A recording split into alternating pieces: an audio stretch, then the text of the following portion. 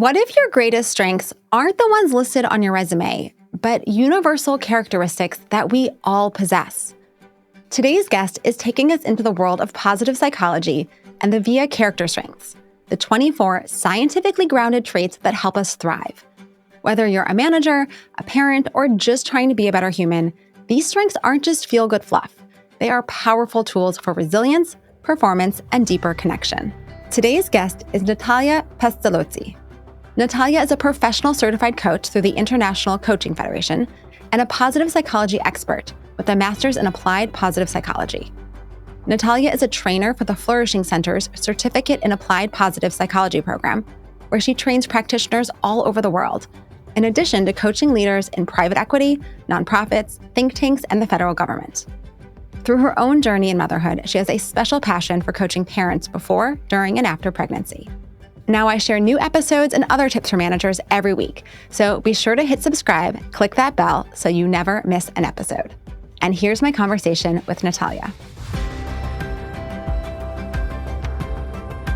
Thank you so much for joining me today, Natalya. I'm really excited to chat with you, not just because we're going to have a great conversation about strengths and positive psychology, but also because this is your first time on a podcast, and I'm so excited to have you and get to be your first interviewer. So thank you so much for joining me. Thank you. Thank you for making this so easy and welcoming. I appreciate the opportunity, and I know we're going to have a fun time. All right, let's start with positive psychology. And I would love for you to explain what it is.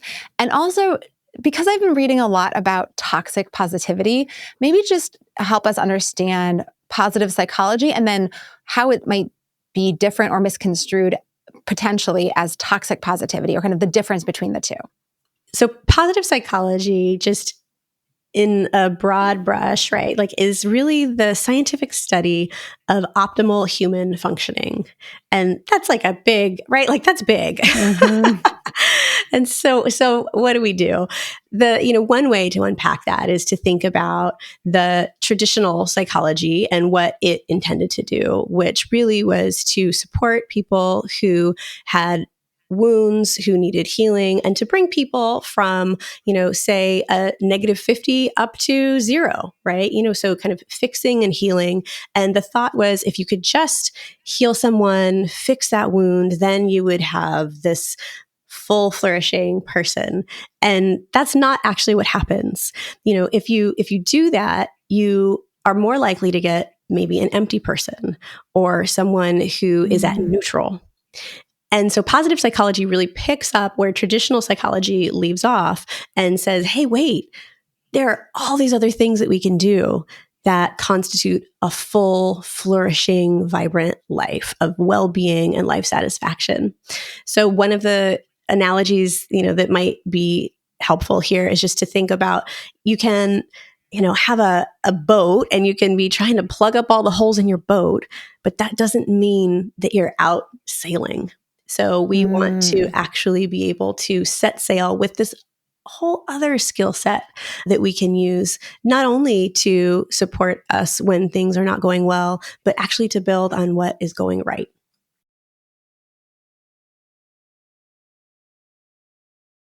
Oh, I see. Okay, so this is the connection between positive psychology and strengths.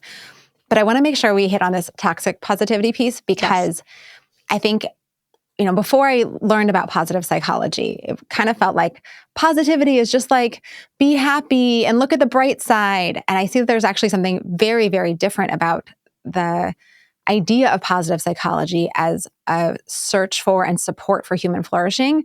Whereas I'm guessing toxic positivity is the unhelpful form of positivity. Can you say a little more about that? Sure. So one of the myths that's out there about positive psychology is that it's just about being happy and just about, having positive emotions. And what the science of positive psychology helps us to see is that we have permission to be full humans experiencing the full range of human life.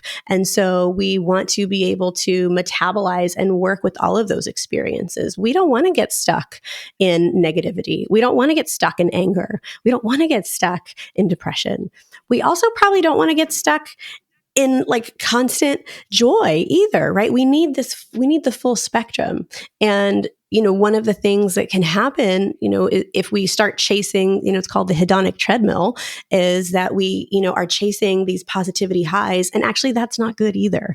So we want to balance that out. So one is this myth about positivity and we're only looking for, kind of being happy. The other, another myth that I think might hit on toxic positivity is that it's just about positive thinking. Like if you just have this positive mindset, but really we want to have mastery over ourselves to be able to show up how we want, when we want, with whom we want, right? So it really is using the science of well-being to then give us that skill set to show up with command of ourselves, ideally to be helping and supporting others as well.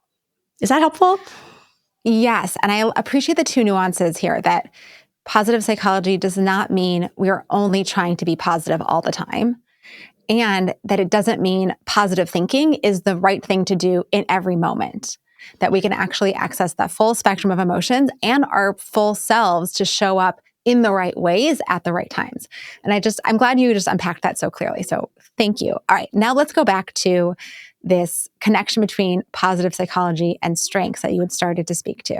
Sure. So say more about how those two things are interconnected. Yeah. Well, so in the, larger positivity or positive psychology framework, there is, there are, I suppose you would call them pillars or pathways: positive emotions, engagement, relationships, meaning, and achievement.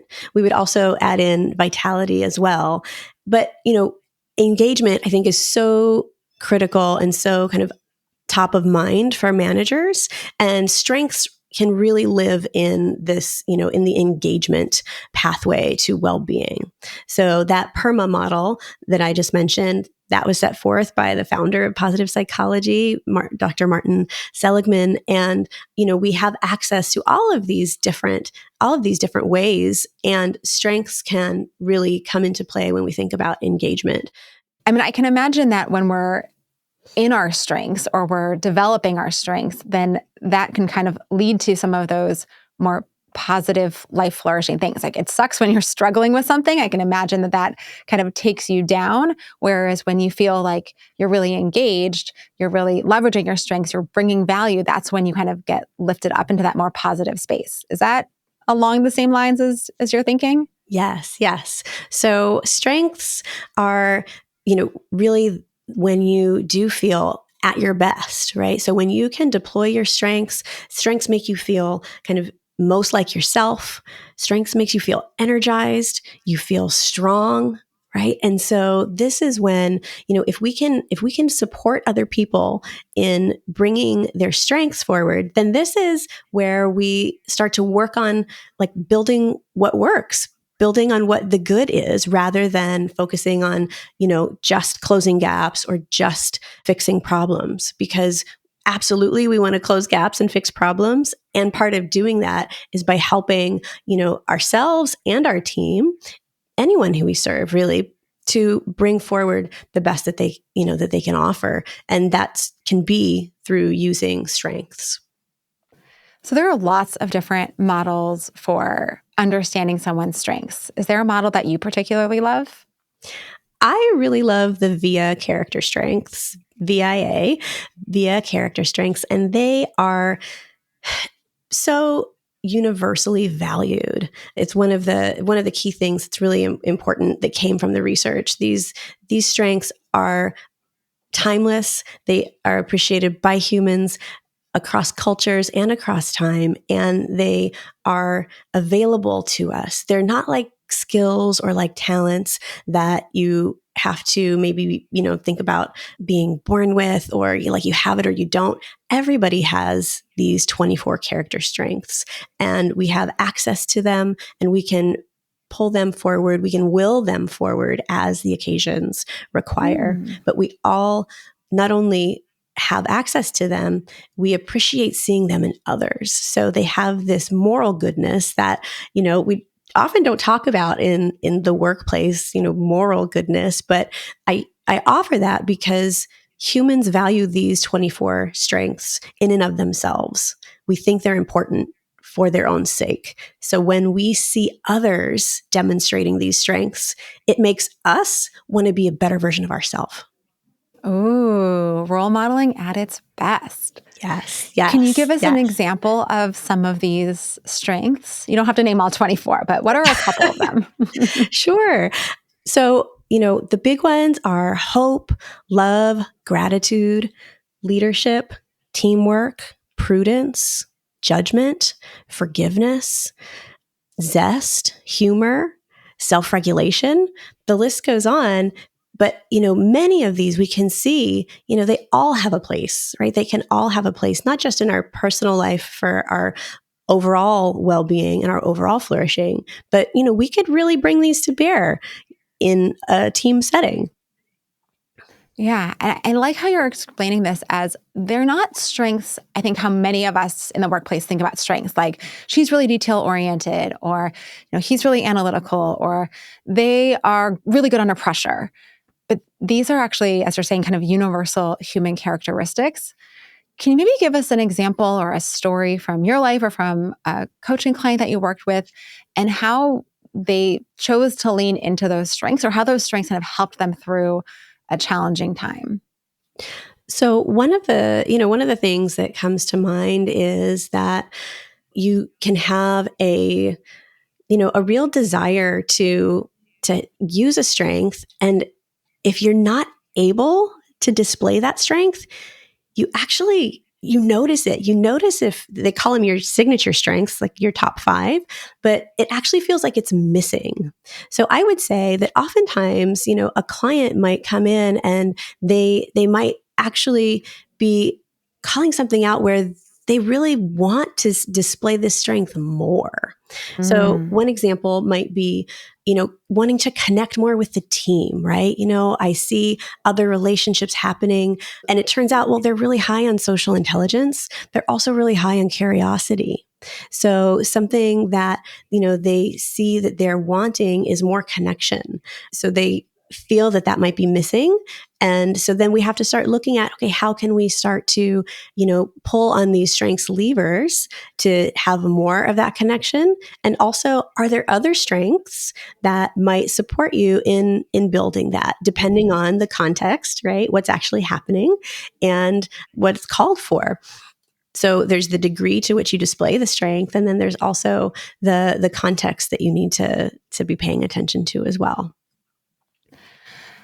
Yeah, it makes me wonder, are we trying to have access to and be able to leverage all of these? Or is that kind of an impossible task because we can't all be everything? And so we really should be thinking about the set of strengths that are our best and using those most prominently, and then growing into some of the other ones where we really need them for our work or for our life, et cetera. Yeah, it's helpful to think about really first go and take the test, right? So the first things first is go take the free survey so that you know what these 24 strengths are. And then once you know and can identify, these are my top signature strengths, I probably can't help but use these, and I'll feel like they're missing if I'm not. And so those are probably going to be the go-to strengths to use. And different situations call for different needs, right? Different tools. So while we don't need to and won't have all 24 in rotation all the time, there is value in really being able to kind of grow the capacity. So I don't think we need to have all 24 right at hand, but they could be, depending on kind of what we need to meet the moment. All right, let's shift gears a little bit and talk about like when or what makes it hard to draw on our strengths, especially in a work context, right? If these are things that feel kind of natural and innate to us and are universally valued, why is it so hard to live into them?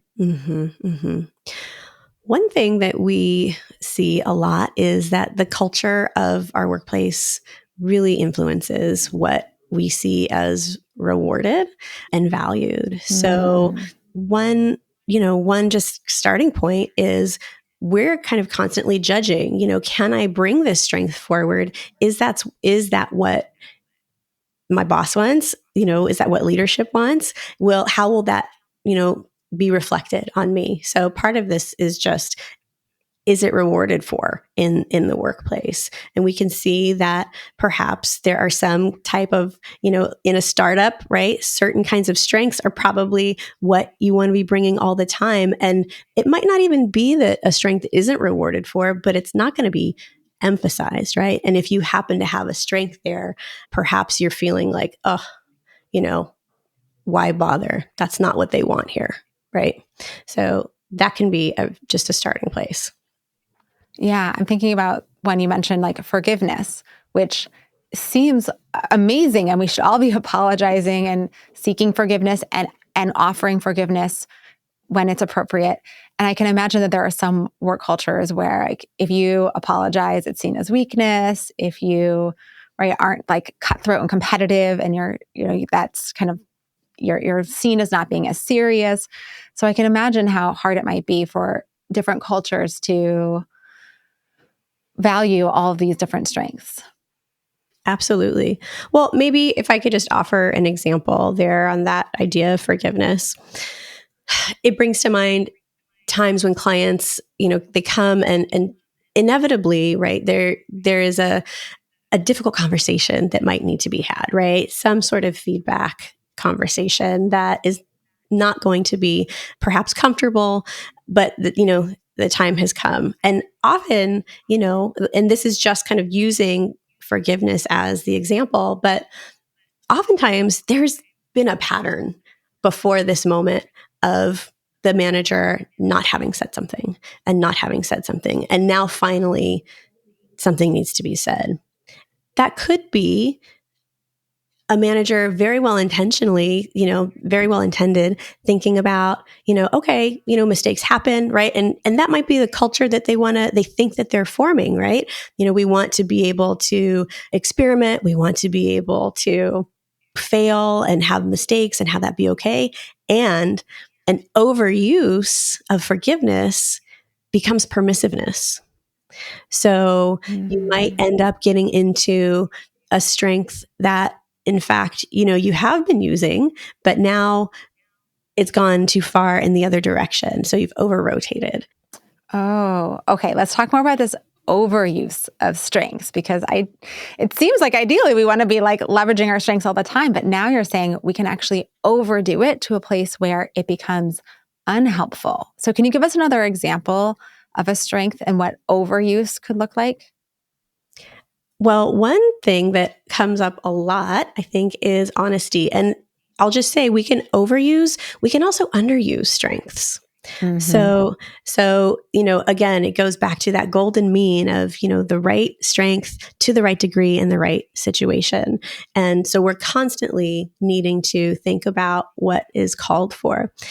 Honesty comes to mind. And this is a strength where, we want to be able to speak clearly and plainly. We want to be able to work with what's actually at hand. And an overuse can be bluntness. Bluntness that creates pain is unnecessarily harmful. That could be an overuse. It doesn't need to go that far.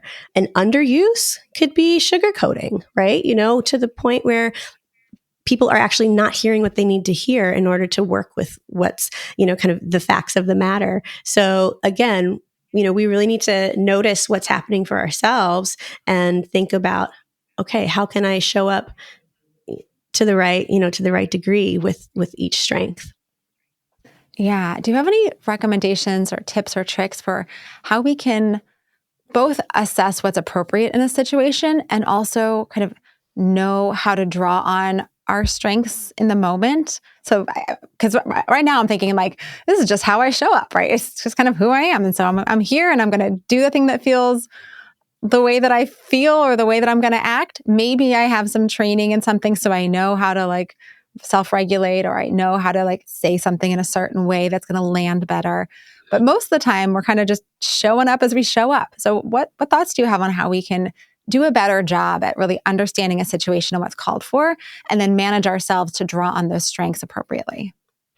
Well, the first thing we want to do is actually become familiar. So before I would even suggest trying to do the nuanced work of, trying to change in the moment, really, let's just get familiar with what the strengths are and what they look like when we are showing up with them well. So one way to do that for yourself is to know your strengths, to show them, and to grow them. So we want to know what these strengths are through the survey. We want to be able to show them in different scenarios, and then we want to be able to look for new ways, novel ways to actually grow our ability to use those strengths. And as a manager, you also want to be able to look at your teammates, at your direct reports, even your colleagues, and you want to be able to spot those strengths. You want to be able to celebrate those strengths, and you want to be able to savor those strengths. You do that through knowing what the strengths are, and then through being able to then call that out in a way that is supportive and celebratory, in a positive acknowledgement, and then also to help kind of wring out all the goodness of them having used it. All right, now I have two follow-up questions here. The first is, should we encourage our entire team to take the assessment? And then should we ask people to share it with us or with each other? Like, is it helpful to know how people have self-assessed their strengths? Yes. Yes, this is great. It can be a great team building activity. It's helpful because we might see strengths in our colleagues, and it's also helpful to know what they believe their strengths are. And this in itself is what we call a positive intervention, right? Like getting to know your own strengths, getting to know the strengths of one another. So yes, I would encourage you to do that. And the more that you can do that in authentic, organic, meaningful, useful ways, the better. So you don't need to throw a big, kind of strengths day. You don't have to have a big separate event for this. It can be in, small ways that you start to become familiar. So yes, maybe you do have a meeting where it's just about strengths, but then you incorporate it into your weekly stand-ups or your daily stand-ups. You start to, acknowledge, hey, thank you so much. You really persevered on this project, and I appreciate that you didn't give up and got it, to the deadline, right? And it can be as easy as that. And maybe people think like, well, that sounds pretty simple, but to start doing that with everyone, with all of these strengths, and encouraging the rest of the team to do it, then you get this really positive feedback loop where not just you as the manager, but the entire team starts to create positive emotions among one another. They start to build trust. They start to be seen as their authentic self. And all of this actually then starts to create cooperation and collaboration in a new way. Amazing. I mean, you basically answered my second question, which was, can we use these strengths as a guide for how we give appreciation, right? Like, I'm like thinking I'm going to print out this list, and like once a week, I'm going to look at it and be like, okay, who did something that was really brave that I can now give some appreciation for? And who did something where they were honest, where maybe it was a little bit, challenging for them to speak up, but they did. Okay, I can give them praise for that. So this is great, because I think we all could use help when we're trying to really think about how do we give authentic appreciation that really does make someone feel seen and valued. So what a great way to do that. Okay, so obviously managers are listening. I'm a manager. We're all managers here. Are there particular strengths that are more helpful for managers? So if they're not our natural strengths, maybe they're ones we want to specifically focus on developing, or does it really not matter so much in terms of what your job is, as long as you know your strengths and you're lifting them up and growing? Yes, and so it's both, right? So you want to certainly start with knowing your strengths, knowing those top 5, right? What are those signature strengths that really are you, right? That you have probably been displaying long before you became a manager and would likely display when you're not a manager. So that is something certainly to cultivate and bring that forward. And yes, I think there are certainly strengths that would do well to be applied in a management role, like leadership, like honesty, like prudence, judgment, hope, gratitude, self-regulation. I think all of those in particular are very helpful because we need to, use the good judgment to, be able to do the work well. We need to have, another one is social intelligence. We need to be able to work well with the team. Gratitude not only promotes positive emotions in ourselves, it promotes positive emotions in others and creates pro-social tendencies, which means that the more that we offer gratitude, the more gratitude is offered back, and we get a virtuous cycle where we start to do good things and look out for one another. So one of the things that we like to think about is that strengths can be a buffer against competition. And oftentimes in a workplace, right, we might be very focused on KSAs, right? Your knowledge, your skills, your abilities. And sometimes that can actually increase the competitive level among coworkers.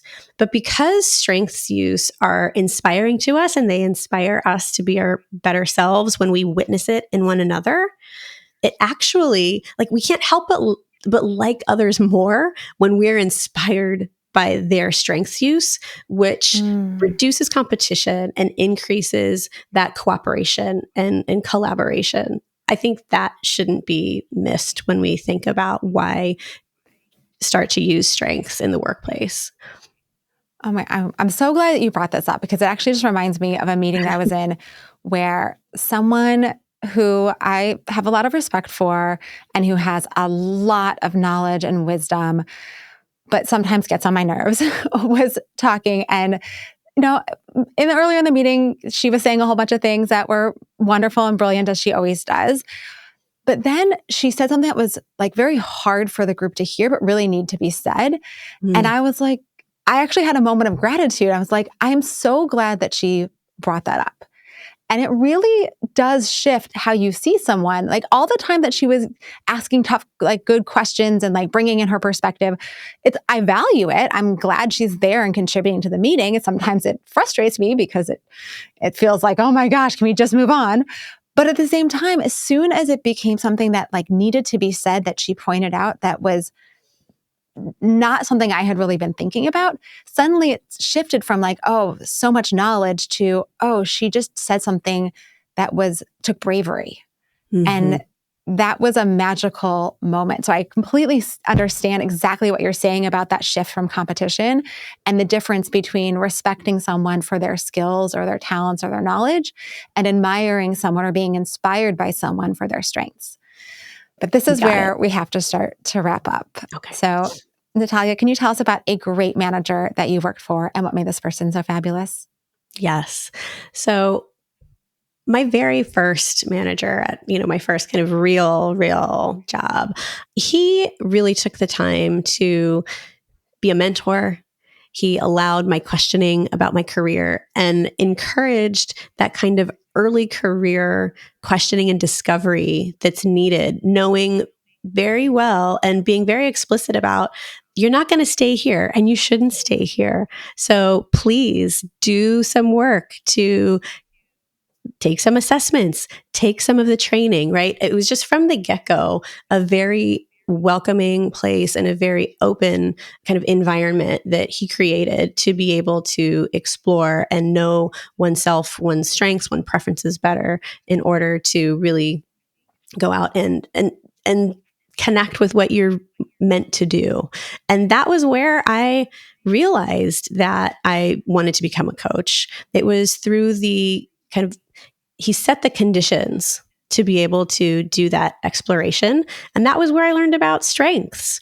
I had a whole team of people who we were in the training world. And so it was natural to be supporting others. And also that was where I learned about strengths and that strength makes you feel strong, and look for work that will support you in using those strengths. And that has been some of the best kind of guidance and support that I've received.